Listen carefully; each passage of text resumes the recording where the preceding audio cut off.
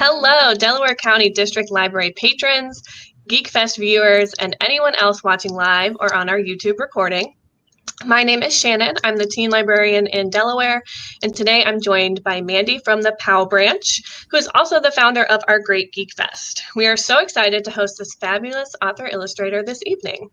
I'm so excited. Thank you guys so much for having me. Tonight, it is my very huge honor to welcome Vera Brosgol as our virtual Great Geek Week keynote speaker. I hope everybody tuned in earlier to see Dan Sentat and Men Lay. If not, the recording will be on YouTube page for a short time, so check that out. Every year, DCDL has hosted a free comic event for all ages, and this is actually our 5th anniversary of the Geek Fest. I can't believe it's been 5 years. Today's keynote is streaming live on YouTube, and we'll be taking your comments and questions for the author at the end.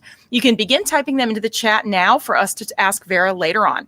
As a reminder, books written and illustrated by Vera can be purchased from our downtown Delaware book partner, Beanbag Books. Thank you guys so much for doing that. And we'll come with a book, not a side book. But finally, kindness and compassion are our rules for any comments during this time. So please be nice and post your comments. Thank you guys. Without further ado, please allow me to introduce Vera Brosgol. Vera Brosgol is the author of the 2017 Caldecott Honor picture book, Leave Me Alone, as well as the Eisner, Cybils, and Harvey Award-winning graphic novel, Anya's Ghost. Her latest books include the acclaimed graphic memoir, Be Prepared, and The Little Guys, a picture book which is currently nominated for our very own Buckeye Book Award here in Ohio. Born in Moscow, Russia in 1984, Vera immigrated to the United States with her family in 1989. A voracious reader and obsessive artist, Vera did not consider making books to be a viable job, possibly because she'd never had an author visit. Instead, she began her career in animation, studying classical animation at Sheridan College, and working for a decade at Laika Inc. as a storyboard artist on films including Coraline, the Boxtrolls, Paranorman, and Kubo and the Two Strings. In 2016, she made the leap to being a full-time author and couldn't be happier. A West Coast transplant, she spends her days in beautiful Portland, Oregon with her chihuahua, Omar. When she's not writing and illustrating, she's busy riding her bike, doing yoga, baking sourdough bread, and knitting embarrassing sweaters for little Omar. Welcome, Vera. Hi. That was an extremely lovely and thorough introduction. Yes, we covered it all. We're librarians. We've got it down. All of it. Like to do the rest of the presentation. I think you've missed your calling. That was fantastic. Thank you so much for joining us for Geek Fest. I'm so excited. Oh, it's so great being at a Geek Fest while in my room. Mm-hmm. I am wearing pants. I don't know if you two are, but I can. We have proof. Yeah, this is great. I wish I could be there in person. I was supposed to be. It was on my calendar. Oh. This will do for now, and hopefully I'll get another chance. Yep, yeah, for sure. So shall I take it away? Yeah, take it away. Shall I take it ready? Okay. All right. I am in charge of this now. I'm here in my art studio. You can see my picture book collection and my next book up on the wall behind me. So that's what's going on now. And I thought it might be nice to tell you a little bit about myself and my career and how I work, how I make my books, how I get my ideas, and then do some drawing at the end because everybody loves to watch drawing, myself included. So if it would be possible to queue up my second screen, I can show you some stuff. There we go. Thank you very much. So yeah, hello. This is me. My name is Vera. As previously mentioned, I'm an author-illustrator living in Portland, Oregon, but I was not born in Portland. I was not born in the United States. I was born in Moscow, Russia, which was the USSR at the time, and my family immigrated in 1989 as political and religious refugees. We moved to upstate New York with my mom and my dad and my baby brother. So this extremely cool person is me as a child in New York. This looks like somebody who would have tons and tons of friends, right? No, Spoiler alert, if you haven't read my books, I did not. All the pets were an effort to get kids to pay attention to me and like me. It didn't really work out so well. This is an artist representation of me as a child. And yeah, I didn't have the greatest time growing up. I was 5 when we came to the United States, and there were a lot of things that made me different at school. My family was a single parent household. My parents got divorced pretty much as soon as we got here. So I only had one parent. Most of the kids I went to school with had 2. My family ate really, really weird food. I didn't want to have kids come over because my mom would try to feed them borscht. Maybe you guys like borscht now, but it was really not a popular thing in the 90s. And probably the hardest thing about it was my family didn't speak English. I didn't speak English. None of us knew anything when we came here. So it was really, really hard for me to communicate with the other kids in elementary school. But there was something I could do ever since I was a little tiny kid. It was my favorite thing to do, and I was actually pretty okay at it. I like to draw. I was usually the best artist in class when people were making those ranks. And I like to, I would take requests from the kids at school to try to get them to like me. So I would just draw whatever they told me to draw, and I would give them the drawings, and they would be nice to me as a result of that, which is not the greatest way to make friends. It's technically bribery. But it really got the job done when all I wanted was someone to sit with at lunch. So that was what I did for other people. But I also like to draw for myself. I like to tell stories to myself through my drawings. So this is an artist's rendering, again, of one of the stories I would tell myself. It was about a mouse princess who would get kidnapped by an evil scientist represented by a giant hand, and he would experiment on her. I don't have these original drawings because I think my mom thought they were a little bit disturbing and she threw them away. That's okay. I don't blame her. She did keep some of the stuff I made as a kid. I did lots and lots of drawing, and I did eventually learn to speak English and read English, and I loved reading. I lived across the street from my library, so I was over there all the time reading like crazy. And when you're reading a lot, you start to think, this seems like something I could do. I could make a book. I could make a better book than you, Roald Dahl. I will make my own book. My own book will be called Time Travel with a Toilet. This is one of the first books that I made. My mom had it in her basement. I don't know why she wanted to keep this one, but she did. I appreciate it. And you can kind of figure out from the cover what happened in this story. I don't have anything other than the cover page. I'm not really sure what happened, but I think we can extrapolate how this went down. That was pretty cool.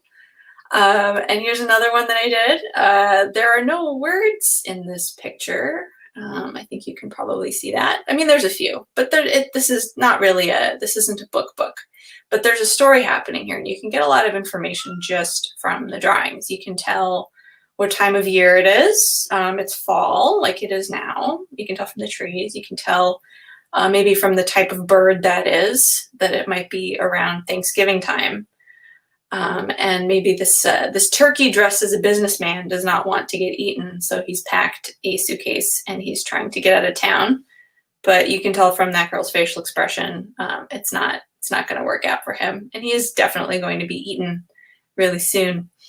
So I liked to tell these stories without pictures. I think maybe because it was hard for me to read and write at first. Drawing is something you don't need any words for, so I like to do things that were very heavy on the drawings. Something else you could tell from this picture is that I hated to draw cars. I drew as little car as possible to get away with it still looking like a car. And you'll notice in this next drawing, I did the same thing. So this is a very complicated 2-page story picture about a land of cats. I was really into cats as a kid. I'm really into dogs now. I don't know what happened, but at the time I was super into cats. And you can see also very, very little car drawn there, just the bare minimum. But this was just like a whole world filled with cats. And I love thinking about the stories happening in these pictures. There's so much going on here. I clearly had a very active social life that I was spending so much time with these cat people that I made up. But there's kids that live over the restaurant. There's delivery man. There's a couple on date. There's a lot going on. And I love characters much, much more than I love backgrounds or cars. I want to think about what the characters are doing and what their lives are like. And I still do. Even now that I'm grown up, and I'm slightly better at drawing cars, not much. I do trace Google image searches pretty frequently when I have to draw one. But what I was doing with these story pictures, I didn't really realize I was doing it at the time, but I was making comics. I just didn't know you were supposed to draw boxes around your drawings because I hadn't read any comics growing up. But as I got older, I did discover them in America. One of my favorite one was Calvin and Hobbes. You maybe remember from the cat restaurant. It was called the Hobbes.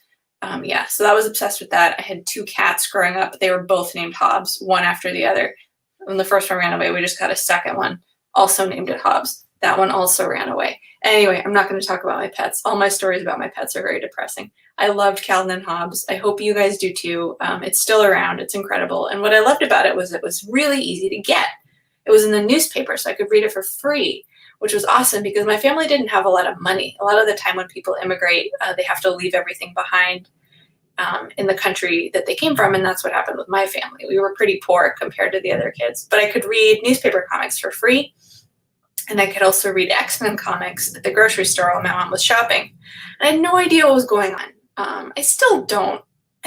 I'm pretty sure that's Magneto, but that's all I got. But I loved how many pictures there were. You could understand what was going on without necessarily needing to read the words. And as I got older, manga started to show up. This was pretty amazing. Pokemon was on TV. You could watch Sailor Moon. And if you went to the bookstore, there would be a very small section of Japanese comics that looked nothing like the American comics, but they were so cool. And there were these really funny, weird, complicated stories, not like anything I'd ever seen before. And I would sit there and I would read them. And one of my favorite ones was the series called Rama One Half, about a boy who gets cursed and he turns into a girl when he's splashed with water. And his dad turns into a panda. And his nemesis, his arch nemesis, turns into a tiny little pig. And it's a really, really great series. And I was obsessed with it. And it became like a really big influence on my artwork. These are some of the drawings I was doing around that age where I was reading tons and tons of manga. And yeah, you can kind of see some of that influence in there. And then as I got a little bit older, I found out they were making pretty weird comics in America too. There wasn't really a local comic book store near me. Maybe you guys have some good ones near you.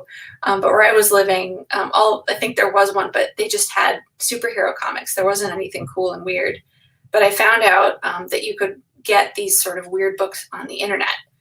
So I was ordering the series called Johnny the Homicidal Maniac, which was pretty scary, and another one called Transmetropolitan, which was about a rebel journalist.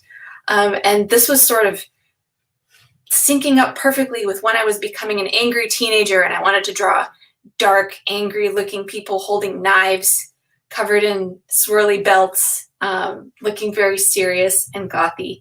I was a pretty good kid. I was a good student. So I think all of my weird acting out and violent stuff happened in my drawings instead of in my real life, which is probably good. And I was doing these drawings and I was doing them for myself, for sure. But ever since I was tiny, I always liked to show people my drawings, and I was putting them on the internet. So I made a website and I posted them to anime forums. And through all these things, I found out that there were comics on the internet. People were putting comics on the internet for free, called webcomics. I don't know if you're reading webcomics. I hope you are. They're awesome, and there are tons and tons more of them now than there were back then.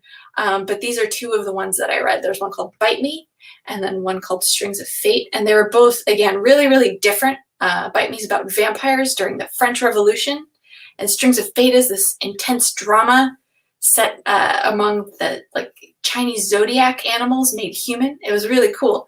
And I found out these people, these were not grown-ups. These were other kids like me. They were other teenagers who were putting their work on the internet, which really inspired me to try doing it myself. Because like I said before, I was pretty used to sharing my work with people.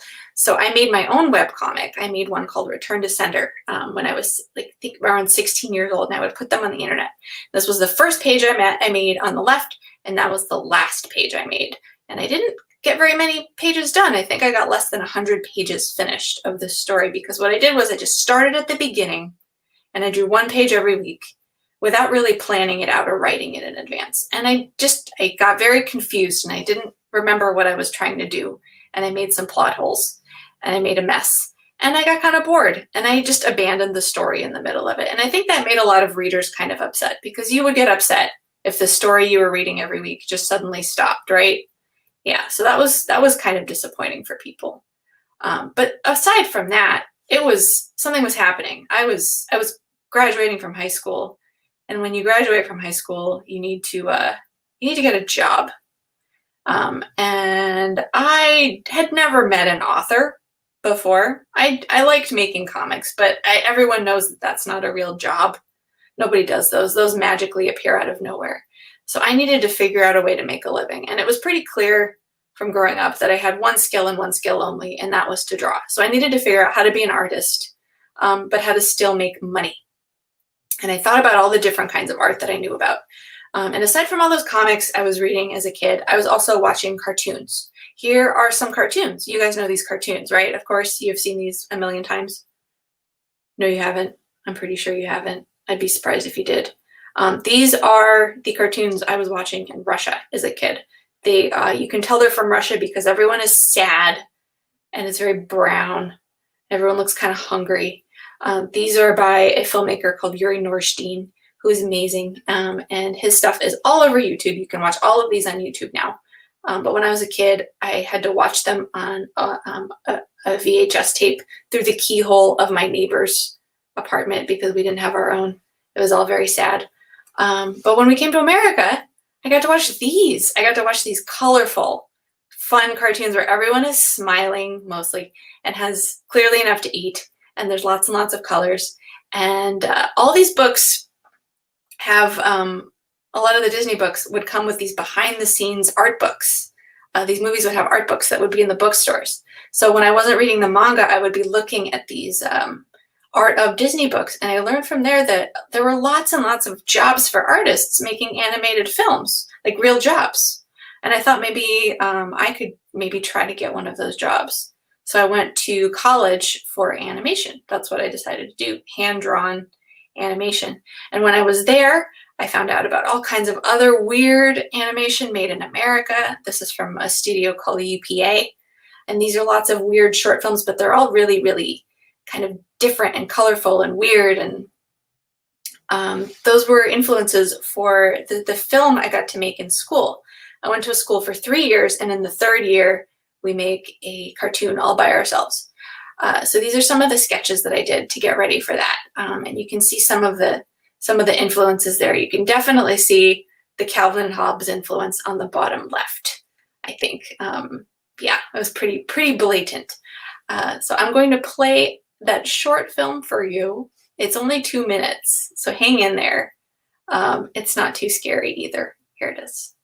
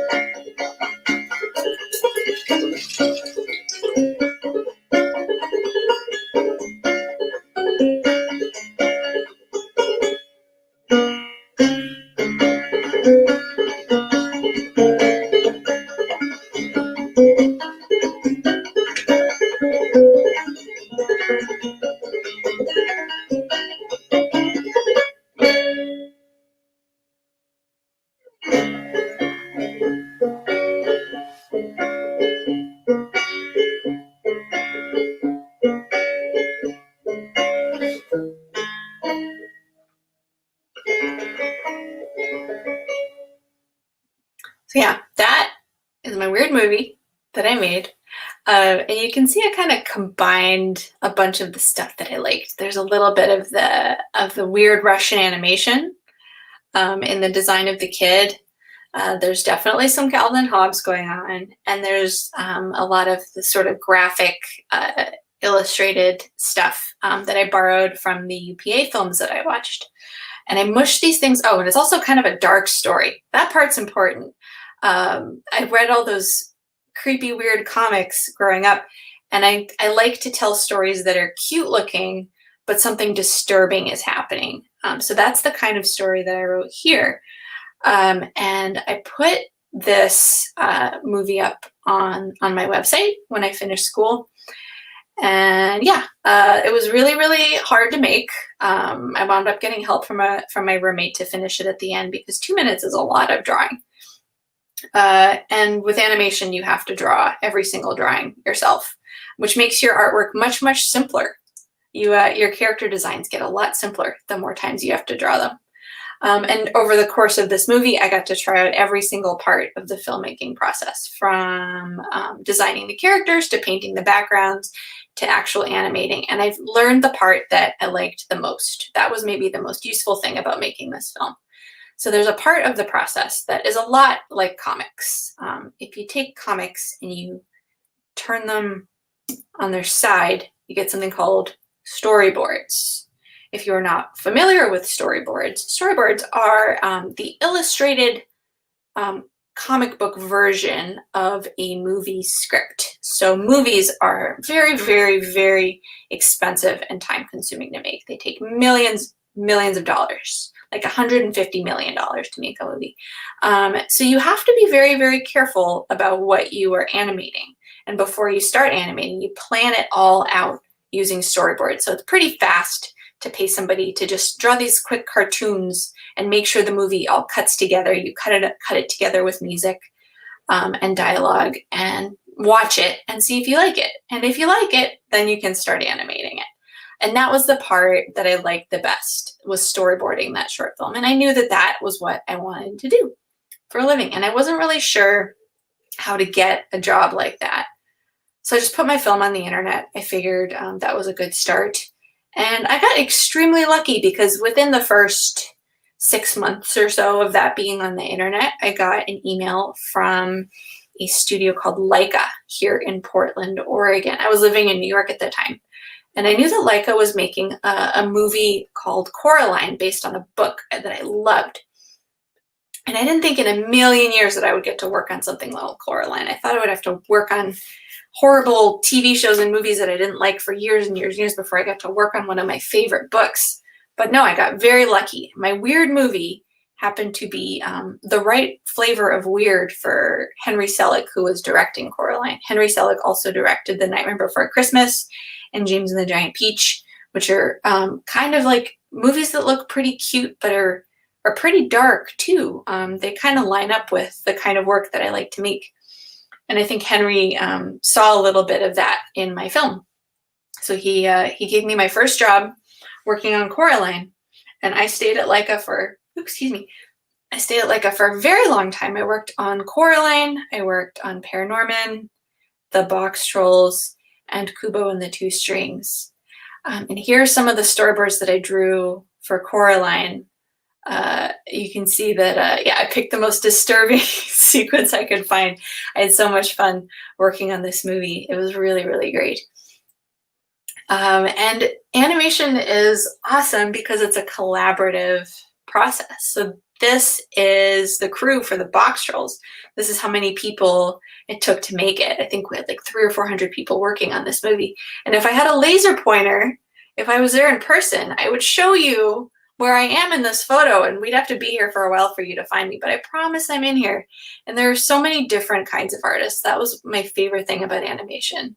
There were only I think there were 4 storyboard artists working on Coraline, but there were people who made the tiny wigs for the puppets, and the people who built the sets, and the people who cut the music to the animation, and editors and everything. Everything had a different kind of artist, and I could go down and ask what they were doing and bother them and interrupt them and steal little tiny puppet parts out of the trash when no one was looking. It was really, really great. It was super inspiring. It was a really cool place to be. But the whole time, all those movies were based on other people's ideas. Some of those people are in this photo, but usually it's just somebody, who wrote a book a long time ago, and it's their idea. And you're helping the director to get their ideas on the screen, but they're not your ideas. They're not your projects. And I don't know about you guys, but it gets a little wearying being told what to draw every day. It's fun for a while, but you want to do your own thing, right? I definitely did. So while I was working at Laika, in the evenings, I would come home and I would keep drawing comics. I would draw some secret comics at home. And what I learned from that webcomic that I didn't finish was that it's very important to finish your stories. You have to finish your film so that you could show people and get a job, and you have to finish your story so someone can read it and not get mad at you. So I made much shorter stories. I would make stories that were maybe 5 pages long, or 3 pages long, or 20 pages long. And I put them together into mini comics. And I would take those mini comics to comic conventions and give them away, or sell them for $1 or something. And through those conventions, I got to meet people who were also doing comics. And I met a guy named Kazuki Buishi, who is the author of the Amulet series, which hopefully you have read. It is awesome. And Kazu was putting together something called the Flight Anthology, which were a bunch of short stories in color printed into a real book. And he invited me to participate in 3 of them, I think. And that was my very first published work. And published, like real published, bookstore published, not like photocopy machine at the library published. Not that there's anything wrong with that, but that's all I'd done up to that point. And it was really, really exciting. So I made these short stories, and I did like 6 or 7 short stories, and I started to feel confident that I could finish something longer. I wanted to make a big, long story like I tried to make when I was a kid, but this time I think I was more organized and ready. So I started working on this character named Anya. She lived in my sketchbooks. I keep sketchbooks. Hopefully, if you are an artist, you also have a sketchbook. Hopefully there's one about 2 feet away from you. I'm surrounded by several right now. And that's where I put all my ideas and my characters. And I just had this grumpy schoolgirl, and I didn't know what she was grumpy about, but I loved drawing her. She was really fun and very expressive. And the more and more I drew her, I started to put together pieces of her story. And I decided she should have a ghost, because I read a novel with a ghost in it. Wouldn't it be fun if a teenager was bothered by a ghost? And then I just kept drawing and figuring out all the things she was worried about. She was worried about her weight, which was something that I was always worried about as a teenager. Maybe some of you are too. Even though you know better, you can't help it.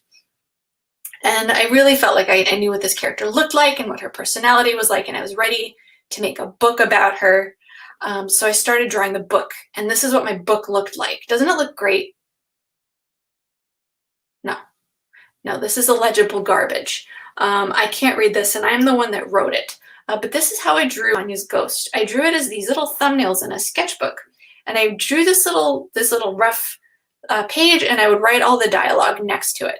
And you can't give this to a publisher. They don't know what they're looking at, and you can't give it to an agent. But I was lucky enough to meet an agent who represented the flight books that I mentioned before. And I showed her this, and she said, you should just draw the entire book, and then I will try to sell it to a publisher for you. So that was my job, was to draw this book. And it was okay. I was still working at Laika, so this was just for fun. This was my for fun project. So I started drawing Anya's ghost, and I drew it like this. And this you can understand, right? This looks a bit more like comics. So I drew the entire book like this. It was about 200 pages. And my agent Judy took this and looked at it and said, okay, I understand this. I will find a publisher for this. And that is what she did. So I worked for about a year drawing this book for no one. I didn't know if anybody would read it or publish it, but I was just enjoying the story so much. And this is a story that felt pretty personal, even though there's a ghost in it, because it's about a teenage girl who is Russian like me, and she is she doesn't like feeling different. I don't think a lot of teenagers like feeling different. She wanted to blend in with all the other American kids and have nobody know that she was Russian. So that's kind of what this story was inspired by, was these feelings I had as a teenager, being ashamed of where I came from. And the ghost was just to make it more entertaining for me to work on, I think. But I like to have something a little bit personal in every story that I do. Anyway, this sort of rough sketch version of the book was good enough for First Second, who kindly agreed to publish it. So once they gave it the green light, I went ahead and I cleaned up the drawings a little bit more, and then I inked them on paper, on this sort of weird tracing paper, which was kind of a weird thing to do. I don't quite know why I did that. I'm always changing my process for how I make my books, but that's what I tried for this one.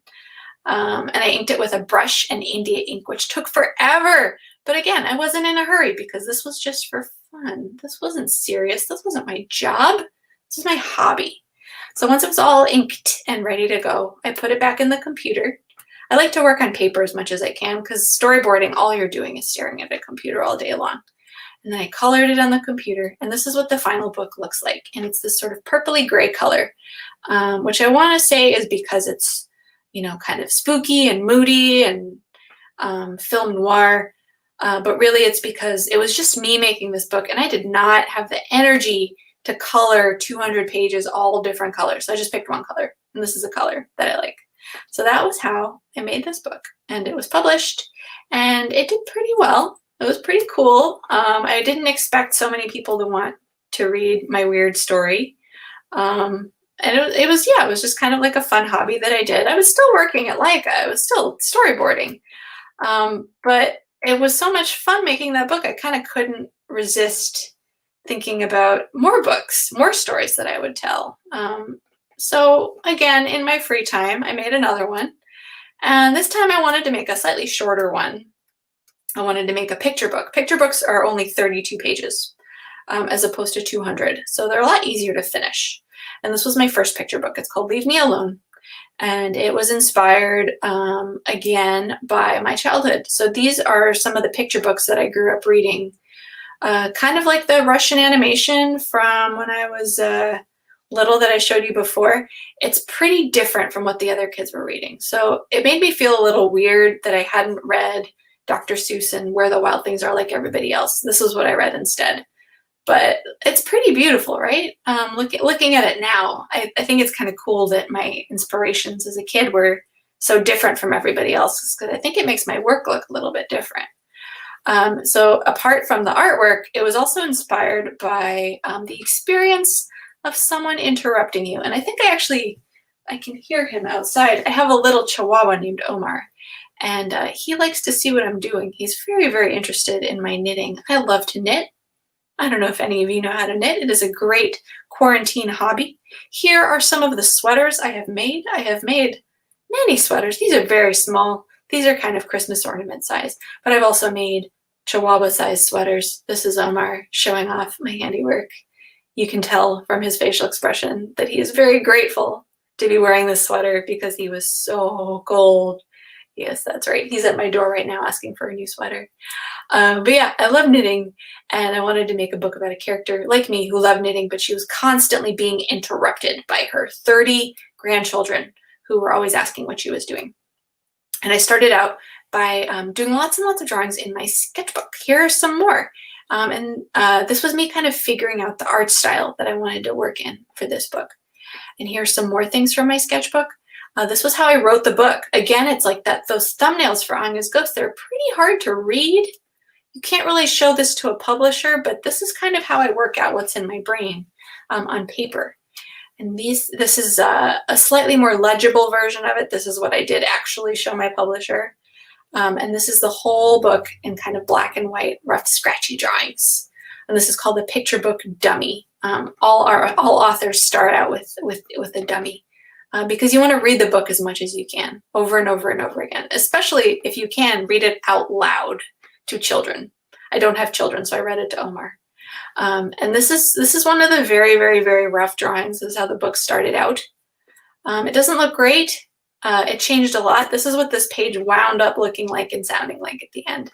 So I think I drew this book over and over 8 or 9 times. And that's part of the process. You just make it over and over and over and over again and read it to your chihuahua over and over and over again until it works.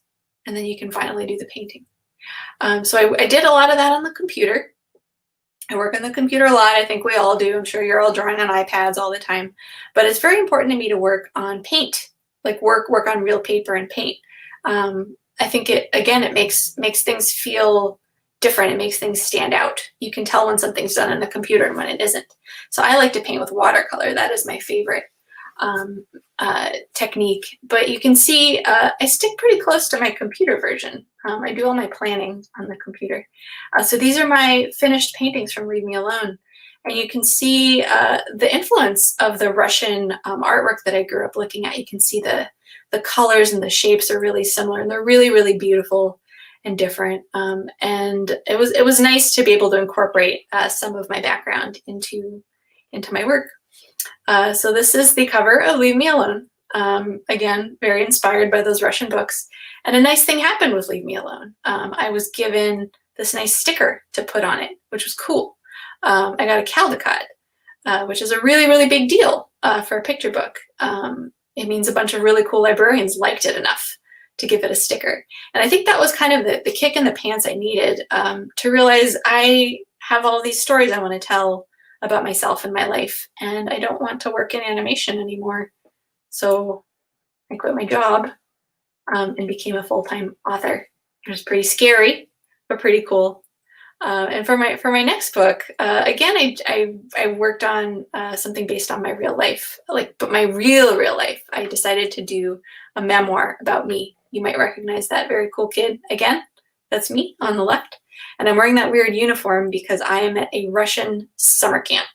I went to a Russian summer camp when I was 9 years old, and it was not like a normal American summer camp, but you get arts and crafts and canoeing and fun and good times. This was a religious historical camp where we had to take classes about Russian history. We could only speak Russian. We weren't allowed to speak English. We had to wear uniforms in the hot New York summer. We had to march around. Yeah, it was a little less fun than I'd hoped. And I was the youngest kid in my troop, the joys of a summer birthday, which made it that much harder to make friends. I thought that it would be pretty easy to make friends with a bunch of other Russian kids, but I was extremely wrong about that. And it was a church camp, so we had to go to church every week for 3 hours outdoors, even if it was raining. And there was no running water at this place, so we were brushing our teeth in the nearby stream, which I don't think is legal or very hygienic, especially now where we're trying to be a little bit less dirtbags. This was a very dirtbag place. This was an extremely dirtbag place. This was the bathroom situation, which I still have nightmares about. It was this place called the Hollywood, which was just 4 toilet seats over a terrifying hole where every single spider in the forest liked to congregate. And I spent a lot of time by myself there. Like I mentioned, I had a hard time making friends with the other Russian kids, but I did actually discover I really like nature, which is another big inspiration of mine. So it wound up not being all bad. And this time for this book, I didn't have to draw 200 pages to get it published. I only had to draw 7 drawings. These are the 7 drawings that you saw. That was pretty great. My publisher kind of trusts me at this point, so I just told them the story and showed them how I wanted the art style to look, and they gave me the okay to go ahead and make the book. So step 1 of making a book is research. I couldn't research Anya's ghost because I do not have a ghost, but this summer camp still exists. So I got on an airplane and I flew to it, and I snuck in on a parents visiting their kids' day. I pretended I had a kid at the camp, and I crept around with a camera, taking pictures of the church. That's the church on the left. Those are children's tents. I'm being very creepy here, but I didn't care because it was really helpful. I went to this camp 25 years ago. I didn't remember everything that I saw. So it was really good to go back there, and nothing had changed. I think those were still the same exact tents I slept in. And I stuck around for the flag ceremony. You can see all the uniforms and the flags and the marching and you can see the boys. The boy campers are not in this photo because they were such monsters at dinner that they were banned from the flag ceremony. So that part of the book is true as well. And I stuck around the entire day until the big kostur at the end of the night, which is the full camp gathers together around a giant bonfire. They all build themselves, and they sing Russian songs in the dark, and they do skits, again, all in Russian. But it was kind of amazing sticking around for that part because they were singing these songs, and I realized I remembered the words to these songs, even though it had been 25 years. And I sat there in the dark next to the kid I was pretending was my kid, and I felt like I was part of this community that I felt so excluded from as a kid. It was really amazing. It kind of was like a time machine going back to being 9 and staying at this camp. Except, thankfully, I was able to get in a car at the end of the night and drive home to a nice warm bed and not have to sleep in a cold, leaky tent. So that was a really, really useful trip. I did a lot of drawing as well as taking creepy photos of tents. These are some of my sketches. Again, sketchbook, always, always, always in my bag to get ideas down because I remember things better if I draw them. I think, again, this is left over from being a kid who didn't speak English for a long time, but drew like crazy. So these are some of the environments at the camp, and this is me designing myself as a very cute, sad cartoon character that you feel sorry for. And you feel sorry for me, don't you? Yes, you do. My favorite piece of research, though, was asking my mom if she'd kept any of the letters that my brother and I had written to her from camp, and she did. She kept those. She threw away my mouse torture drawings, but she kept these sad children's letters. I don't know what that says about her, but this one's my favorite one, and I made sure it was in the book. It's the first page of the book. Dear Mom, could you pick me up as soon as you get this? Please, I'm desperate. Unsigned. This was written by my little brother, who was also having a terrible time at the camp, but I didn't know that because he was not speaking to me, because he was pretending we weren't related. Yeah, that was a rough summer, but I'm glad it was bad because that's an interesting story. You don't want to read a story about a happy kid who's really popular and has no problems. You want to read about problems because it makes you feel better because everyone's got problems. My first problem was, how do I write this story? This was a complicated story. So I took all the things that happened in the story and I wrote them on Post-it notes. You recognize some of these things: Big Hike, Haunted Hollywood, Death March, Maxi Pad thing, and I put them all on my wall and I put them in the right order because you can move Post-it notes around really easily.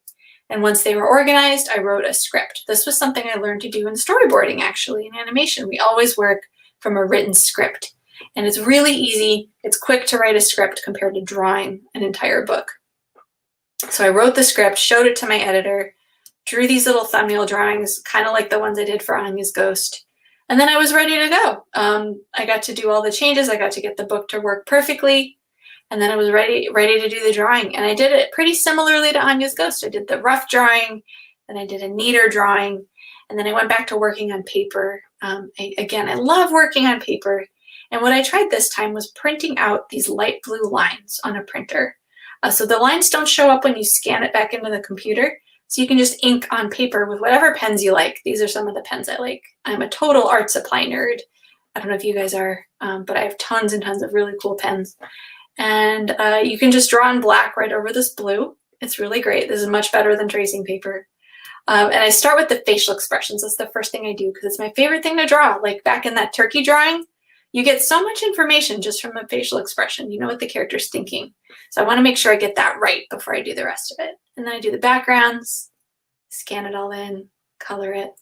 And yeah, that's this is what I had in my office to keep me motivated. This is all the pages in the book. And every time I did one of those steps, I got to draw a little X.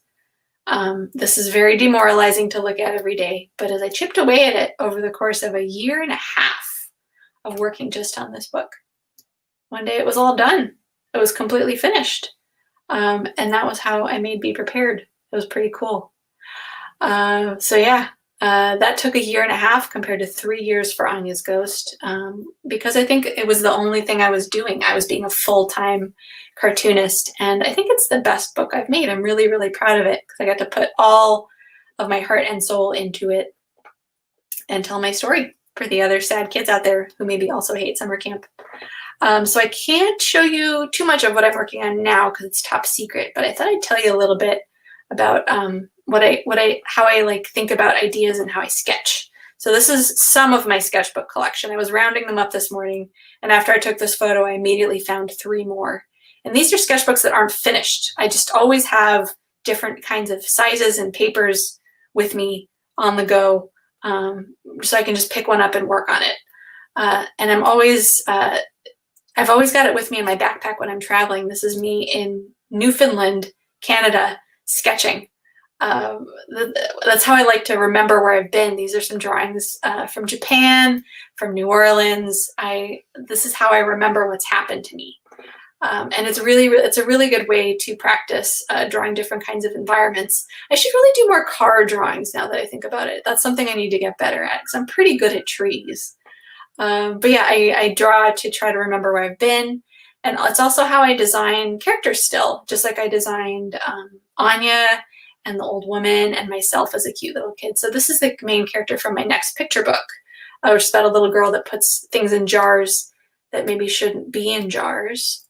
And here's another character from a book I'm working on. It's a witch who's desperately trying to cook some frogs, and it's not going very well. So sketchbooks are a great place to explore and try out different mediums and art styles. And I'm actually drawing this witch book not with watercolor. I'm doing it on the computer because I did that drawing on the right, and I liked it so much. But sketching is super, super important because that's where you experiment. You can't change how you're drawing in the middle of a book. You need to figure it out before you start. So I really, really admire people who sketch all the time. My friend Laura keeps the most amazing sketchbooks. She had an art museum just exhibit her sketchbooks, nothing else. She's a huge inspiration for me, and I try to get as many of my thoughts into my sketchbooks as she does. And another big inspiration of mine is my friend Carson. You may have seen her work. She does amazing picture books. She illustrated the Wildwood Chronicles, and she's always, always, always drawing. Here's a drawing I did of her drawing in her sketchbook. It's all full circle. Every successful artist I know is drawing constantly, all the time. And Carson did a really cool thing during this quarantine. She put together a quarantine art club, and you can find it if you go to her website on her blog. And she posted prompts every week? I think it was every week, it was every day. She gave you an assignment to do. And this is one of the assignments that she did, which was learning how to draw a portrait. She did assignments about still life. I even got to do one with her. If you're having a hard time thinking of what to draw, it's great to sometimes get a little kick in the pants to help you think of an idea. So the exercise that I did with her was something called blind contour portrait drawing, where you draw a person that you're looking at. We looked at each other over FaceTime without looking down at your paper. So your hand is doing something and your eyes can't see it. It's really stressful, but it's super fun. And when you look down, you get a very strange drawing. This is the one she did of me. And it made me laugh so hard when I saw it, because I think she just forgot to draw my eyeball. But it still looks like me, kind of. It was super fun. And this was the one that I did of her. I wasn't looking, and I made the mistake of lifting my pen from the paper. So her freckles are not actually on her face, unfortunately. But I really recommend you try this for fun. You can even do it in a mirror with yourself, but the most fun is if you do it with a friend, because then you can see the goofy drawing they did of you. And another one of Carson's art prompts that she does every week is something called Transmundane Tuesdays. So I think she switched to every month. But she gives a random art prompt every Tuesday, and everybody draws it. They come up with a character that's kind of unusual, and we post it on Instagram with this hashtag. So I was doing this pretty steadily for a while. Here's one of the ones that I did for the prompt, which was, is gaseous, is a child, and is wearing sandals. And I'm not always in the mood to draw, but if I get like a little kick in the pants to do it like this, it's much easier for me. So this was a really, really good exercise, and I had a lot of fun with them. And if you need any drawing ideas, you can just go back through Instagram. Carson has posted tons and tons and tons of these. She picks them out every week. And they have 3 characteristics if you want to make up your own. One of the descriptions is something ordinary. So that would be like, is a child, or is very dirty, the green ones. And one of them is unordinary, which is the blue one, like has a shell like a snail, or is covered in scales. And then the red one is something that they're wearing. So you can come up with your own, or you can use one of the ones Carson provided.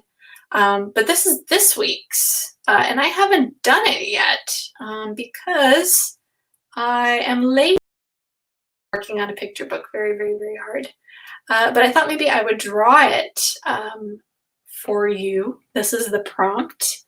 Has a nice smile, has a shell like a snail, and is wearing a helmet. So I have some time, and I thought maybe I could draw and answer questions at the same time. So I'm going to get out the slideshow, and hopefully you will be able to see my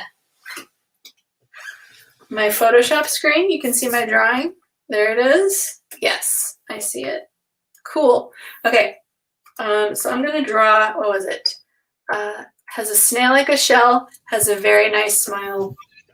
And what was the last one? I already forgot. Oh no. Helmet. I think it was wearing a helmet. There we go. Helmet. Thank you. Okay, great. Okay. So would you mind reading questions to me while I draw? And then maybe I can draw at the same time, if there are any questions. In the meantime, I need to get my brain on, because I actually have to think about what to draw. I barely remembered. Okay, so how does your background in animation affect your work as a graphic novel artist, if at all? Aha, good question. Well, I think I mentioned animation teaches you to be organized and to work from a script. So I think that was something that I found very, very, very helpful. When I started Anya's Ghost, I did not write a script. I just started drawing. But for subsequent books, I wrote everything out first.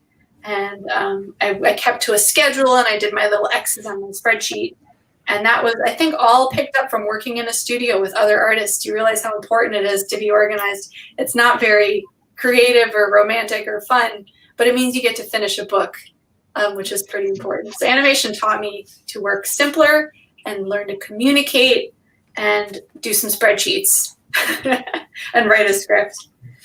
Okay, so that actually brings up a question I have. What would you say percentage-wise? How much is creativity? How much is hard work when you're doing? You're in a creative field, right? But like, you can't just wait for creativity to hit. Like, how do you, I guess, kind of jumpstart yourself into keeping that kind of like a consistent schedule? Is this for books or for animation? For books? Yeah, for books. Yeah.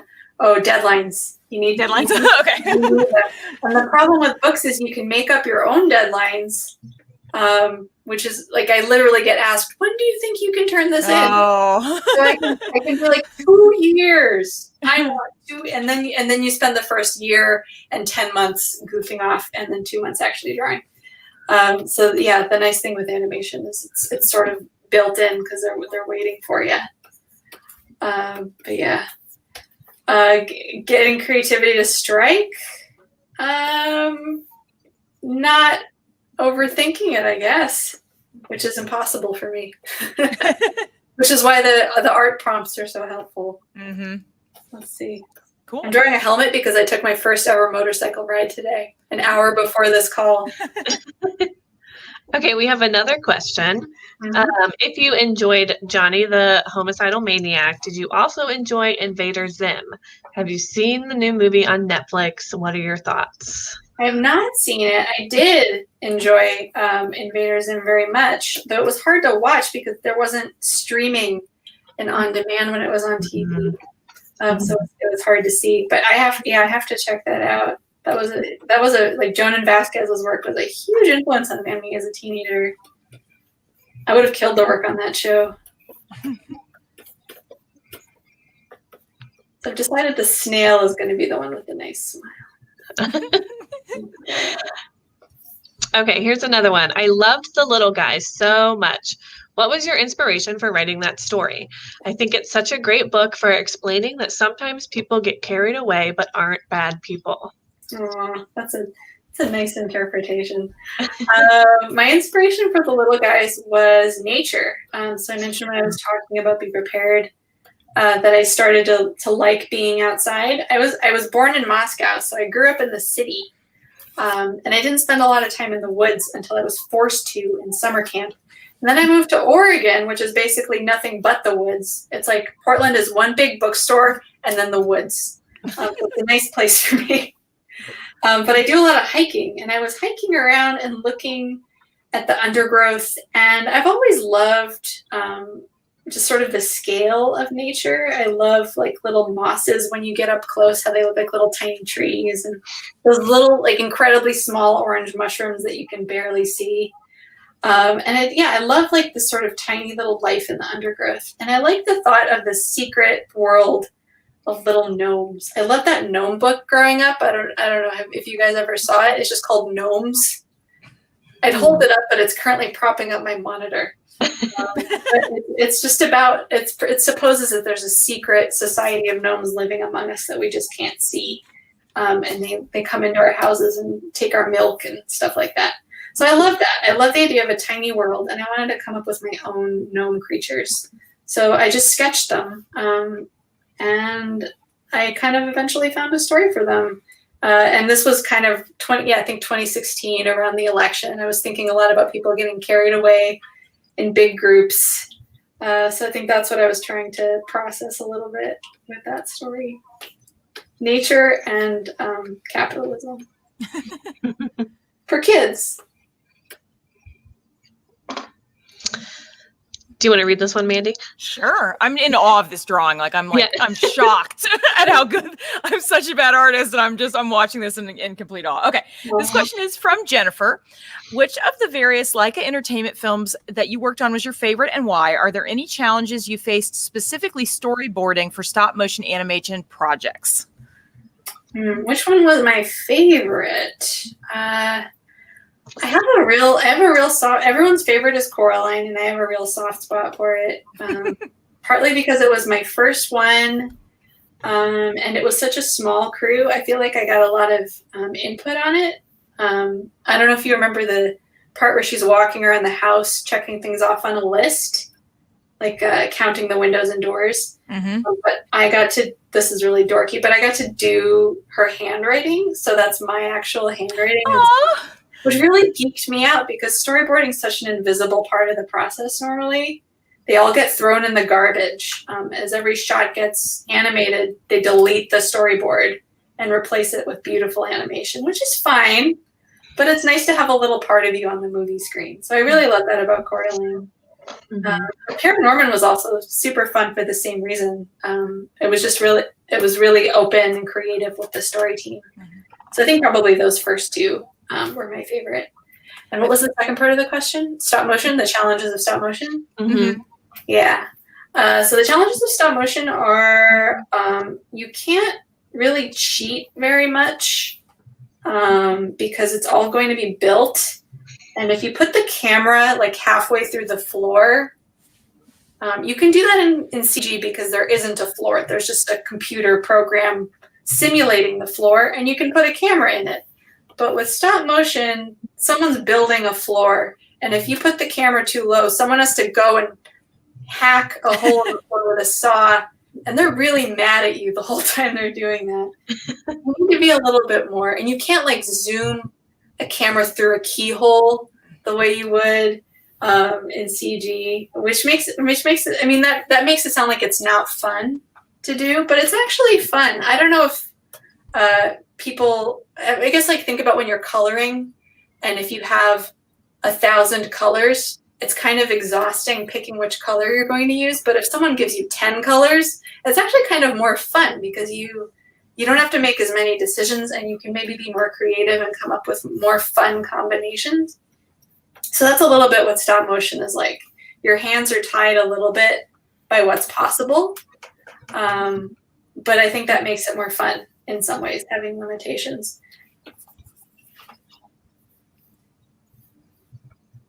Oh, another question from Jennifer. Do you like the Studio Ghibli movies? I like the Studio Ghibli movies. Oh, I hate them. I hate them. Yeah, right. Nobody hates those. Nobody hates them. That's a trick question. If you like puppies, yeah, I'm pretty into those. I think a good question for people as a personality test is, what is your favorite Studio Ghibli movie? What is your favorite Studio Ghibli movie, Molly and Shannon? I am curious. I will tell you mine afterwards. I think Spirited Away. It used to be Mononoke Hime for years and years and years, but now I don't know. That Houseman and Castle I love too, but I think I reference Spirited Away more. I referenced the sprites like today at home because I'm a huge nerd. How did that come up in normal life? I don't even. It was the concept of something overtaking in a fun way. I don't even remember what the conversation was now, but it's like, they're like soot sprites. They just hang out. It wasn't just your house being dirty. Yeah, probably. That's possible. How about you, Shannon? I honestly have not seen many, but I would say probably Howl's Moving Castle. And I've also seen the Totoro one. That was my favorite, which is probably pretty common for a lot of illustrators, is Kiki's Delivery Service. It's about a young witch who loses her powers and really doubts herself. And I think a lot of artists, well, I mean, maybe everybody goes through this, but a lot of artists especially, I think, can relate to that because you don't know where your inspiration comes from sometimes. And when your magic is gone, it's a pretty scary feeling because who are you? You know, if you're so defined by your work and all of a sudden one day you can't do it. I also love it because it has baking. She works at a bakery, and I love baking so much. And it's also just a really gentle movie. There isn't a villain really. Like the problem, the villain is her belief in herself, which I think is amazing. And you don't see that very often in animation. Everything's usually so big and noisy. And it's this really quiet movie about a young girl sort of finding her inner strength. I don't know. It's pretty cool. I love it.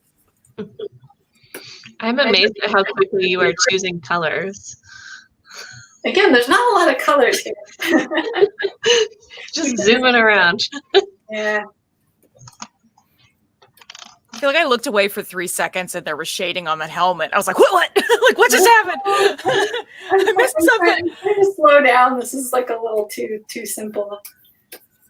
Let's see. There you go.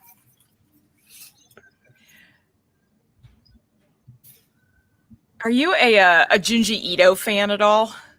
I'm terrified. I've never read a good book. I read that story where the people go into the holes. Yeah. That was enough. That was all I needed to know. I really can't handle horror very well. So yeah. I'm not a Halloween fan. There's a scene in Spirals in Uzumaki where one of the kids becomes a snail, and I feel like this is so therapeutic for me right now. This is such a happy, lovely, wonderful snail. I can't even imagine the nightmare that would. Oh, it was bad. I needed this in my heart.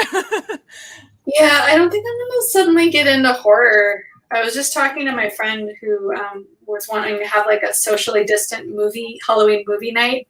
And she said she got horror movies for everyone and Hocus Pocus for me. Because I can handle Hocus Pocus. That's about my speed. I mean, you have a spooky aesthetic, though. But it's not actually scary, though. Right. Yeah, it's like a horrible thing, but everything looks cute. When things look scary, I get really upset.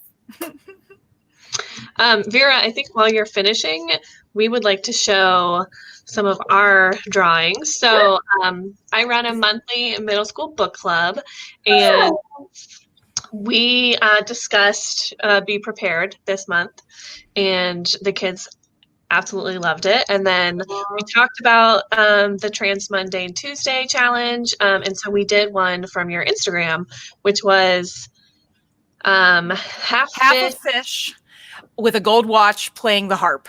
Yeah. Oh yeah, that was it. So we have some of our middle schoolers submitted their photos to be shared. So this one's by Charlie. You can see he signed his name. Good job, Charlie.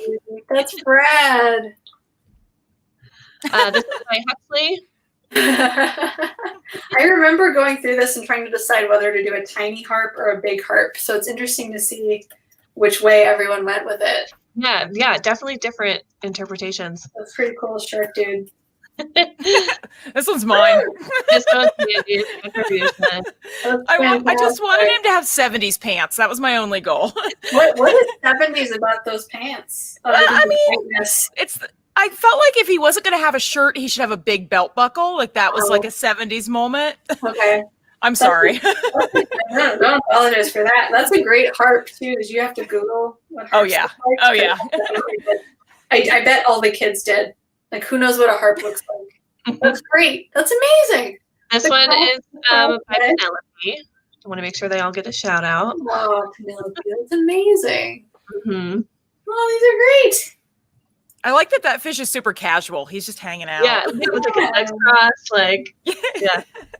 And this one is by Tyler, and he had probably the most unique of the group with these like rocket boots. Yeah, and the bicolor pants. Yeah. With the little harp. I like the tiny harp, yeah. Yeah, so they had a really fun time. Oh, that's great. All of those. I think they're going to keep doing the challenges. They're a bit less frequent, but it's still pretty cool. Mm-hmm. It's fun to look at the hashtag too. They should post them on Instagram if they're feeling even more brave. YouTube is one thing, but Instagram hashtag, that's the big time. And I know who this is. I drew Omar. That is how you win my heart forever. You draw my dog. I know he's not as furry as that, but I felt like he needed texture. No, that's exactly right. His neck is quite furry, or it might be his pandemic fluff. I love the crazy eye. This is completely based off one of your drawings of him, anyway. But no, it's eerie. Wow. So awesome. I'm really stalling here. I'm kind of done with this drawing. I don't spend very long on drawings. That's another nice thing about animation, is you really don't have to spend very long on things for them to be done. Did you choose the green color for Be Prepared? Yeah. Can you tell why? Based on this, I'm like, clearly an interest in the green. Yeah, this is my favorite color, I think. Either that or really bright red, but I don't think anyone wants to read a bright red and black graphic novel for hundreds of pages. But yeah, I can't do full color. It takes too long. Who's got the time? Got bread to bake. Dog sweaters to knit. Dog sweaters to knit, exactly. Omar is cold. Winter is coming. We can't mess around. There we go.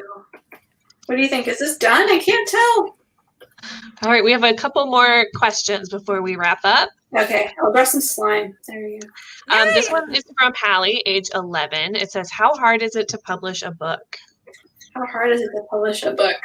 Well, if you can recall, my path to being published was kind of very slow. It happened when I didn't really care if it happened or not. because I was working in animation. I'm not really, I think it's different for everybody. Every author's got a different path. Or do you mean from start to finish, from when you start working on the book to when it's finished? What do you think she needs? I mean, I think it's open to whatever you think. Yeah, how hard is it? I think it is, it doesn't have to be hard because you can publish it yourself. That is the first thing that I did was go to the library and make photocopies, or even you can even just print it out at home and just make your own book and fold it in half and staple it, and then you have a book. And that's how hard it is. I think when you decide that you need to have publishers in New York City involved, then it gets a lot harder because you have to convince them to do it. But if you don't care what anybody thinks, it's very easy.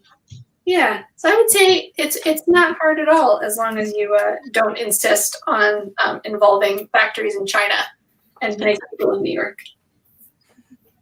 All right, one last question. Do you have a favorite Halloween tradition? My favorite Halloween tradition. Well, like I said, I'm pretty scared of things. I usually don't dress up, though last year I dressed up as Omar, which was very fun. I watch Hocus Pocus every single year. Mm-hmm. I am very much 36 watching my Hocus Pocus. That's probably it. I don't know. I think I'm more of a Thanksgiving girl. Ask me about Thanksgiving. That's where it gets serious. Halloween, I just like to chill and give out candy. Awesome. So we are going to be giving out a couple copies of Be Prepared to people who have commented. So if you have not already, please comment and we'll do a drawing for that. If you do not win the drawing, remember you can go to Beanbag Books, our good partner in town, and buy the book there. It is an awesome book. You guys know already. Mm-hmm. Mm-hmm. All right. So thank you again to Vera for joining us. Thank you to the Delaware County District Library for providing us with your visit, Great Geek Week, the Author Village, and Beanbag Books, and all the partners who helped make today's visit possible. Don't forget, guys, tomorrow we are going to do a live announcement for the cosplay winners, and we have real prizes for that. So join us tomorrow, and we'll be doing that. Thank you so much, Vera. This was amazing. You're so fun to watch you draw. I'm still doing it. I'm going to keep drawing after I'm off of this call. I'm going to see it on Instagram and be like, I know, I saw it in real life, sort of. Mm-hmm. Well, thank you for joining us. It was such a pleasure. I love your stuff so much. I can't wait to see what you come up with next. It's always my favorite thing. So thank you. I wish I could have been there next year. I know. Next year, you're already booked. That's decided. I'll drive. I'll put a bag on my head. It'll be great. Okay. Thank you so much. All right. Thanks for joining, guys. Bye.